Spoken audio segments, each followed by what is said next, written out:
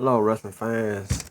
This is your boy, Double Wine, here tonight to talk about the results from tonight's wrestling episodes, both from NXT and TNA. But before I do that, I'd like to send a shout out to Andre Corbill. For those of you who don't know who Andre Corbill is, he is also a YouTube, does wrestling reviews and info on professional wrestling for a thing called Wrestling One. I watched a lot of his videos, and he's kind of like my motivation is to make me do reviews. So, I'm still fairly new to doing these reviews and stuff. But if you look at him, he gives you some good reviews and good shows and so forth. So I like to say thank you, Andre Corville. Hopefully one day when I get the experience and the time and get my YouTube channel up and running right and get some better reviews and results, then maybe we can link together one day and do a show together. So we're gonna move on along. We're gonna start off with NXT. So with NXT, starts off with Rhea Ripley in the ring as he gets ready to do his contract signing between the two women who's gonna fight for the NXT Women's Championship, which happens this Saturday on WWE Network, called NXT Takeover from Brooklyn, the night before SummerSlam. And it is between Bayley and Sasha Banks. So Sasha Banks runs her mouth and tells Bayley that she's nothing but a loser and she's not a role model, that she's a real role model. And that Bayley wanted to fight tonight, but Sasha Banks was like she's not even worthy of fighting tonight. And as Banks leaves the ring, Bayley attacks Sasha Banks from behind. So then after that, excuse me, go to our first match, which is Tyler Breeze against a guy named Ryzen. Tyler Breeze picks up the quick victory, hit in with the beauty shot. Then he takes a mask from the legendary Juicy Thunder Liger, puts it on the guy, starts talking about Juicy Thunder Liger a little bit, hits him with the beauty shot, covers the guy, and pins him. It counts 3 by himself. Ultimately disrespected the great Juicy Thunder Liger, who is his opponent this Saturday night, also at NXT TakeOver. So then we have an 8-man tag with Enzo and Cassidy and the Hype Bros. And I don't know who their opponents was. We didn't get the names of those opponents. So evidently we already know the outcome of that match. Enzo Amore and Cassidy and the Hype Bros wins that match. So after that, we go to Samoa Joe versus Steve Cutler. Quick match. Kind of reminds me of a match that we've been seeing Baron Corbin in. Samoa Joe hits him with the Coquina Clutch. Taps out, submission over. Then after the match, he's attacked by Baron Corbin. Then throws Samoa Joe back in the ring. And hits Samoa Joe with the end of days. Now, this one match I'm looking forward to because, for weeks I've been griping about how Baron Corbin hasn't impressed me because he doesn't have any moves. I don't know how this guy really wrestles. So, I'm thinking he's really going to be tested against the submission machine, Samoa Joe. So now, I'm finally going to get to see, hopefully, if Baron Corbin can actually perform or is he just don't have the test of fortitude to give you a few minutes of wrestling. Not even a minute, man. That shit's got to stop. So I think he will be tested this Saturday. The way I look at it, man, this NXT pay-per-view right before SummerSlam looking like it's going to be a pretty interesting show. I can't wait to see it because, if you haven't watched NXT, they have some pretty good shows, pretty good talent, man. Kind of liking the way the WWE is building up this brand, and I see some of these stars, some of these guys and women having a bright future in the WWE if the WWE ever gets their act together as far as promoting and the matches they make. So moving on along, we have Blake and Murphy with Alexa Bliss in the corner. And they take on Dalton and Fulton. Of course, Blake and Murphy wins with the running suplex into a spark flash. After celebrating the win, Bob Ellis comes out to the ring, who is their opponents for the tag team titles at NXT TakeOver this Saturday night. And the Vaudevillains was getting ready to announce the plans they had to stop Alexa Bliss, but when they got ready to announce it, Alexa Bliss comes down to the ring, to the rampway, slaps him. So they said, okay. So they get ready to try it again, and she slaps again, just leave them speechless. So we don't know what the Vaudevillains had planned. Well, I guess we'll find out this Saturday, only on the WWE Network, once again. NXT TakeOver. So, after that, we have Kevin Owens, who comes out to talk about his match this weekend against Finn Balor and NXT TakeOver once again for the NXT World Champion. And what he's going to do to Finn Balor and how he's got to win this to prove that he's a better wrestler than Finn Balor, and that what happened in Japan was a fluke and that'll never happen again. And not only that, Finn Balor hasn't faced the Kevin Owens before, so Kevin Owens says that Finn Balor will lose. So after that, he gets on top of the ladder, talking about how Finn Balor's going to be laid out in the ring while he grabs that title, and they have to carry him out on stretcher. So the lights goes out, and sitting on top rope in the corner was Finn Balor. And Finn Balor tries, and they go at it. Finn Balor ultimately gets the best of him, throws him out the ring. Kevin Owens walks out the ring and says, Finn Balor says, Kevin Owens, I'm going to not just beat you for my NXT title, but I'm going to kick your ass and shut your mouth. And that concludes our NXT segment of this review. So then we go on to TNA, which is TNA #/Global Force.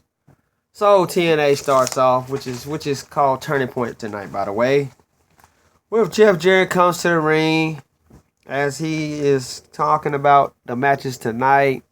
He's interrupted by EC3, who tells Jeff Jarrett that he is not defending his title tonight, and Jeff Jarrett says, if you don't defend your title tonight, I'm going to go back there and we're going to talk to your Aunt D, which is Dixie Carter, and we're going to either you're going to defend your title or you're going to get stripped of the title. And he said that the board will most likely listen to him because he does have stock into TNA still. So then we have our first match. Match been brewing for about a couple of months now between Mr. Anderson and Brown. This match is an open mic match. All because of Brown's tactics over Mr. Anderson lately using the microphone. So this is a pretty good physical match between the two. Brown even gets power bombs Anderson through a ladder on a pile of chairs. Anderson hits him with a roll up over through a table. And after Brown hits Anderson with the power bomb through some chairs off the ladder, Brown climbs up, grabs the mic, attempts to hit Anderson with the mic. Anderson ducks, hits Brown with the mic check onto the chairs, and starts beating him with the mic. Then he finally nails him out with the mic again and picks up the victory. Therefore, the winner of the match of the first match was Mr. Anderson. So then we have Jeff Jarrett, who's backstage with Bob Roode. Bob Roode has been pissed off because he hasn't been on the shows and hasn't been in the main event, and says he deserves to be in the main event. He wants an explanation of why Jeff Jarrett is doing them the way he's doing them. And Jeff Jarrett kindly brushes him off, says, I got to go talk to Dixie Carter about our main event tonight. So after that, we have James Storm, who comes to the ring with Abyss and Manic of the Revolution. And they talk to call out Pollo or Hanji Shira. I can't really say his name. And Shira comes out, and James Storm tells him why he did what he did, why he bit so hard on him, because he wants him to prove his loyalty to the Revolution, and he calls him Koyo, and Koyo says, my name is not Koyo, I'm Hinji Raji, or something like that, And he says that I did everything for the Revolution, but you did nothing for me. And he says, I'm like these people, like to have fun, like to dance. So he said, play my music, goes out there, starts dancing. and comes back to the ring. And Storm starts saying, yeah, he's just like these people, ungrateful and all this carrying on. So then Koyos, who is Ranji Singh or whoever he is, hits Storm. Then the Revolution attacks him. And he then Abyss choke slams him. And Manic reluctantly goes off the rope and hits him with a sprawl flash. And then James Storm hits him with the last call kick, leaving him laying. So after that segment, we have a match between. Before that match started, we have PJ Black, and he's interrupted by Eric Young, who says he's going to take what he wants and that the championship runs through him. So then we go to our next segment, which is the Dollhouse versus Gail Kim in a 2-on-1 handicap match inside the 6 sides of steel. Gail Kim dominates the whole match. I mean, Gail Kim just brought these two girls. I mean, they still coming up. So you fighting against probably the best knockout in TNA history. Probably, to me, if not the best, one of the best women's professional wrestlers all across any wrestling organization. I sure see Gail Kim as being a future Hall of Famer in any organization that has Hall of Fames. TNA Hall of Fame, future, WWE, you name it. Gail Kim is one of the all-time greats. If you had never really seen Gail Kim back in her day, man, this woman is one of the most gifted women's wrestlers I've ever seen. And she still has it. So Gail Kim wins the match, of course, as she hits Marty Bell with Eat the Feet, which is her finisher. And after that, she picks up the pinfall. So then Dixie Carter tells EC3 that he will defend his title tonight or he will get stripped from the title. Then backstage, of course, Gail Kim is running around looking for Taryn Terrell, who Taryn Terrell was the reason that Gail Kim has been put in these predicaments because Taryn Terrell and the Dollhouse have broken her ring finger. Now she's back for revenge. So then EC3 is backstage talking, and Matt Hardy comes out and tells EC3, as long as you're the champion, I'm still coming for you. He said, I'm coming to take the title away from you. And Tyrus said, well, if you got a problem with EC3, you got a problem with me. So Matt Hardy then says, you know what, I'll take care of you. Then I'm still coming to take care of you later, EC3. So then Eli Drake versus Drew Galloway in a no DQ match. Eli Drake, he starts off dominating. Eli Drake did dominate most of his match, you know. He even hits Galloway with a low blow. And then takes a crutch across the back of Galloway and then lays him on top of the table. Galloway gets up off the table and catches Eli Drake on top rope and gives him a Celtic cross through the table, picking up the 1-2-3 victory. Therefore, seeking some revenge on the man who screwed him over when they was called the Rising, Eli Drake. So, after that match was over, Taryn Terrell still running away from Gail Kim, and she runs into another knockout, the great Velvet Sky, who we haven't seen in a minute. Glad she's back on the roster. She's another good diva. She's been in the company for a while, and she's like she has a big push like the Gail Kims, but she's a talented wrestler, I think, And she tells Taryn Terrell that as she tries to run from Gail Kim, that she's not going anywhere and that she was done for. So Gail Kim has Taryn, and then so finally they go on commercial break.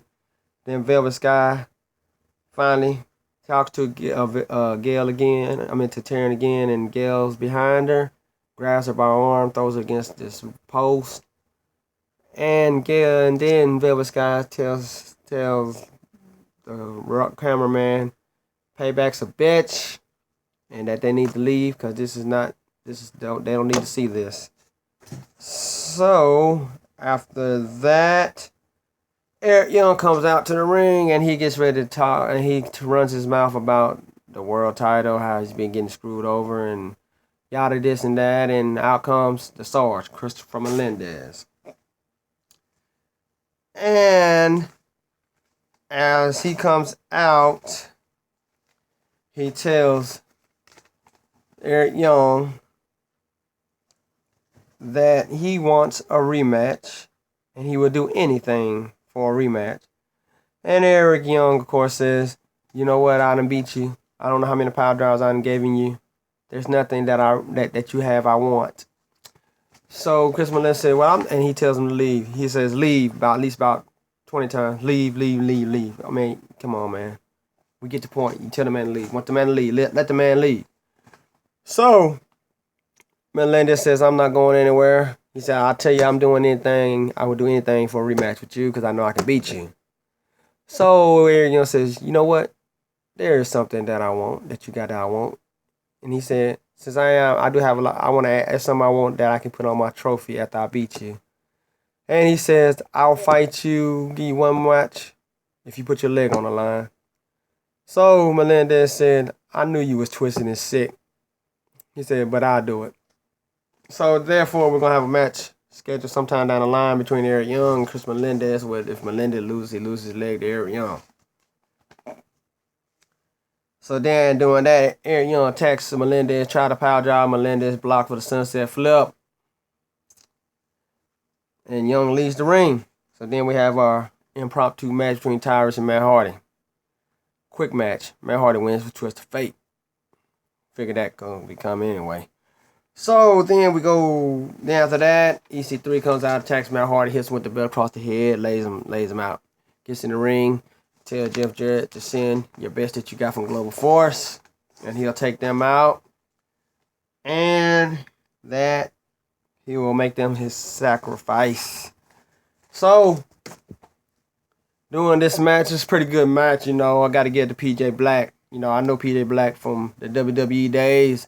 I always thought he was a special talent. You know, I thought he was a very gifted athlete. You know, from day one when I seen him on NXT, before NXT was actually a brand, when they were just having, you know, rookies and they had mentors. He was on season 1, of course. Then after that season, he made his break on the main roster with a group called the Nexus. He was outshadowed. You know, I think he was very gifted. The WWE, I guess, didn't quite give him the push that he needed. So I think it was a good thing for him to go to Global Force and align himself with Global Force and TNA. It's a pretty good match, I got to say. EC3 gave him a good match. He hits EC3, he hits EC3 with a frog splash. Everybody thought it was over. EC3 kicks out, gets up, hits him with the 1%er, therefore picking up the victory and retaining the title. Now, on this match, I'm sorry, I got a little cold today. So, you know, you got to excuse me. But, you know, I'm still like to give my fans reviews no matter how sick I may be or how I may sound, you know. So, you know, just bear with me. Some of my reviews may have little flaws in it. But I'm working on trying to get better, you know. Because this is something new to me. I've only been doing it for a couple months. So, you know, anything that people can have to help me suggest to help me build my confidence or give you better reviews so that I can get better results and give you better viewings of my channel. I just want to give you the best that I can get. You know, like that sometimes, you know, I like to put a little entertainment and enjoyment and comedy in it. And then sometimes when you have bad shows, I like to be serious and saying how it is. But as I was saying, EC3 retains the title. Now I gotta give the EC3, you know, he's been one of those wrestlers, you know, much to discredit to the WWE World Champion Seth Rollins. EC3 has proved he's a better champion than Seth Rollins is, for the simple fact that he may try to hide or get tweeze his way out of matches, but when it really matters, he gets in the ring and he performs and he gets the job done. Unlike Seth Rollins, who has, since he's been champion, he's lost way more matches than most champions does. So, you know, EC3, I mean, I thought I didn't think you had it in you, man. But after that Full Metal Mayhem and after tonight, because some of the matches you had to have help, but you're starting to prove yourself that you are a worthy wrestler. That you deserve to be the TNA champion right now. So I mean, continue the success, and you grown on me, C3. I'm PJ Black. What more can I say about you, man? You're a hell of a performer, man. I think that's the best decision you could have made to lead the WWE or whatever, or WWE getting rid of you, helping you, because now we can really showcase your real talents. Because I think Jeff Jarrett will work with you and expose you and give you the credentials that you need to become a better wrestler, and you have more success in Global Force and TNA. So after that, we go backstage. As the show ends, we go backstage. We have a talk with Jeff Jarrett and Dixie Carter, and Jeff Jarrett says with the bully situation, we didn't have a successful 2 weeks in a row, which I agree. TNA has been a lot better the last 2 weeks since Jeff Jarrett has brought some of his talents to TNA and has been running the show. And he asked Dixie Carter, why don't she let him run it on a weekly basis?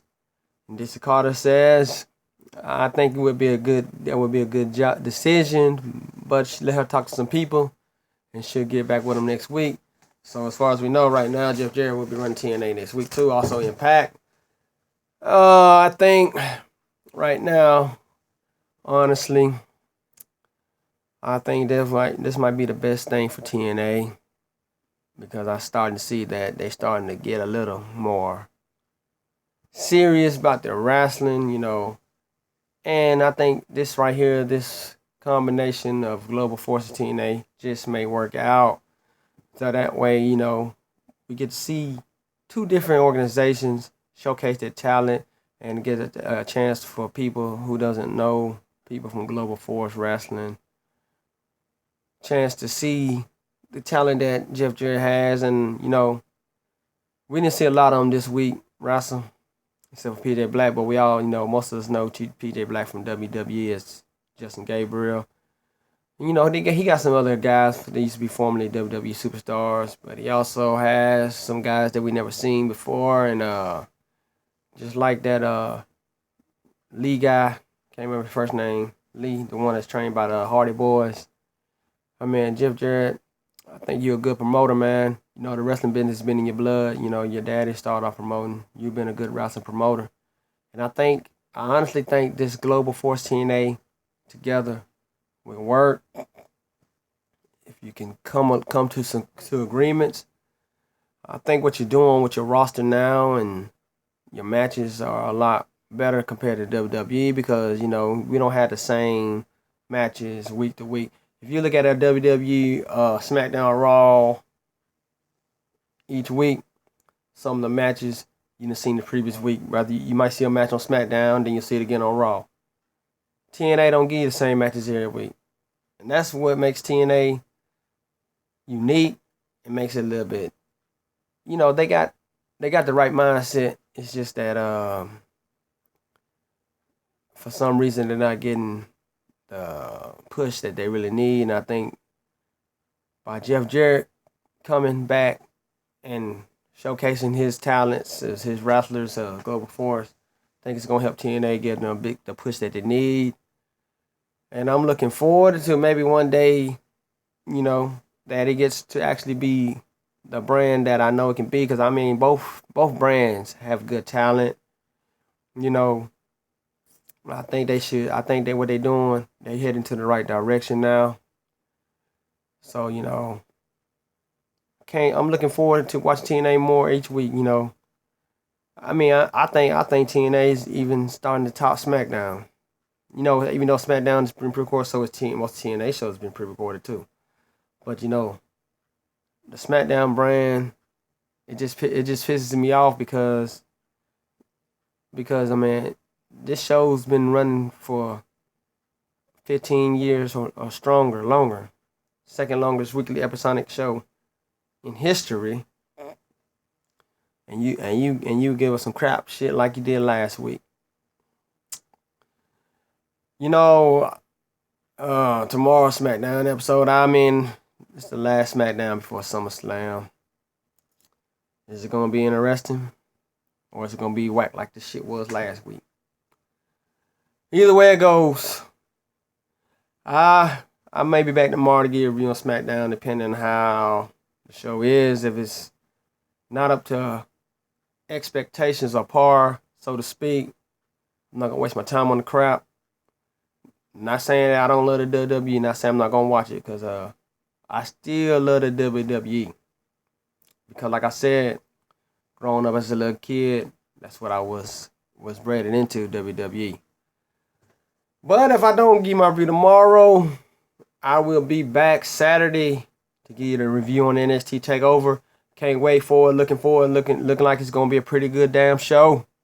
Can't wait to see some of the great matches. Jushin Thunder Liger, Tyler Breeze, Samoa Joe and Baron Corbin. The NXT Women's Championship match, Sasha Banks, Bayley. The tag team match, Murphy and Blake against the Vaudevillains. And of course the ladder match, Finn Balor versus Kevin Owens. And making his debut at NXT TakeOver, it's a newcomer up and coming, a dude named Apollo Crews. Want to see what he's all about. And who else knows what's going to happen on that show. For those of you who got the WWE Network, it starts at 9 o'clock Eastern Time, 8 o'clock Central on the WWE Network. Someplace you're going to see it. And don't forget the following day, SummerSlam comes on it an hour early, 7 o'clock Eastern, 6 Central. For those of you who don't know, it's a 4-hour episode. So you know how good SummerSlam going to be. I don't know. But I will be back Saturday for sure to give you a review on the NXT TakeOver results. And I will be back Sunday as soon as SummerSlam's over with to give you the results of what happened on SummerSlam. So, once again, I'd like to say thank you, Andre Corbell. I hope one day that I can get my page up and running right and, give you some good reviews and get more experience under my belt, and start making better reviews. And one day, me and you can link together and do a show together. So, nice work, Andre Corbell. Love your shows, bro. I watch it all the time. I just never subscribed to you because I didn't really, But you inspired me. You and your Wrestling One Wheel out there and all those people that you're dealing with. So, you're a part of the reason why I'm on YouTube now trying to get my results on wrestling. I've been watching wrestling for I want to say over 30 years, I might not look at that old, but I'm that old, and when I didn't have cable back in the days, not too long ago, I would look up results on YouTube, and one of the first ones I seen getting reviewed was yours, Andre Corbell, Wrestling One, Bill Apter. Bill Apter is one of the best as getting inside scoop and the dirt and the lowdown on what's going on in the wrestling world. So, after saying that, I like to say peace. God bless. And I'm out.